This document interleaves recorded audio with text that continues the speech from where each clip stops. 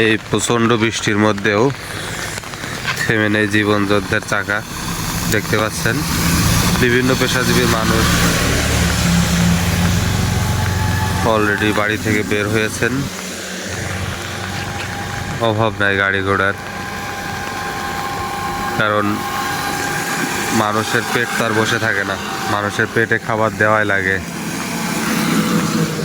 চারিদিকে দেখতে পাচ্ছেন মেঘাচ্ছন্ন আকাশ, চারিদিকে একবার স্যাঁতসেঁতে অবস্থা। আমি মূলত বাইরের সাইডটা দেখতে আসছি এবং পাশাপাশি আমার কোয়েল পাখির জন্য কিছু শাক পাতা উঠাবো।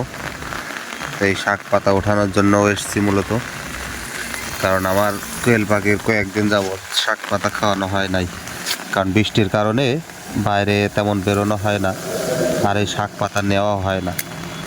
তো আমি এই সকাল সকাল চলে আসলাম একটু বাইরের সাইডটা ঘুরে দেখতে এবং পাশাপাশি আমার কোয়েল পাখির জন্য কিছু শাক পাতা নেওয়ার জন্য। দেখতে পাচ্ছেন এখানে বৃষ্টির পানি পেয়ে এই শাক পাতাগুলো অনেক টকটকে হয়েছে। আর এই শাক পাতা আমি একটা জিনিস খেয়াল করে দেখলাম, আমার পাখিকে যদি পর কয়েকদিন শাক পাতা খাওয়ানো বন্ধ করে দিই, দেখি যে ডিমের পরিমাণটাও কমে যায়।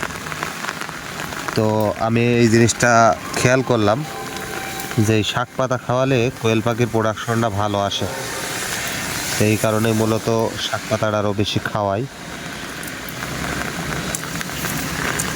আলহামদুলিল্লাহ অনেকগুলোই শাক পাতা নিলাম, এগুলো আমার পাখি খাবে তৃপ্তি সহকারে, আজকের দিনের মতো হয়ে যাবে ইনশাআল্লাহ।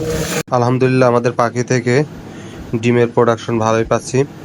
তো আপনারা যারা এই পাখি থেকে ডিমের ভালো প্রোডাকশন পেতে চান, তো সেই ক্ষেত্রে আপনারা অবশ্যই পাখিকে প্রতিদিন কিছু না কিছু শাক পাতা খাওয়াবেন। এতে করে এই পাখির দেহে প্রচুর পরিমাণে ভিটামিন আয়রন যুক্ত হবে এবং রোগ প্রতিরোধ ক্ষমতা বৃদ্ধি পাবে এবং ডিমের যে প্রোডাকশন ক্ষমতা এটা বৃদ্ধি পাবে অনেকাংশেই।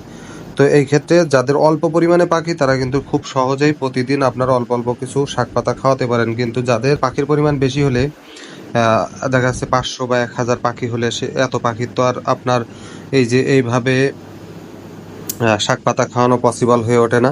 তবে চেষ্টা করবেন শাক পাতা খাওয়ানোর, এতে করে আপনারা ডিমের প্রোডাকশন ভালো পাবেন। তো আশা করি ভিডিওটি আপনাদের উপকারে আসবে। সবাই ভালো থাকবেন, সুস্থ থাকবেন। আসসালামু আলাইকুম ওয়া রাহমাতুল্লাহ।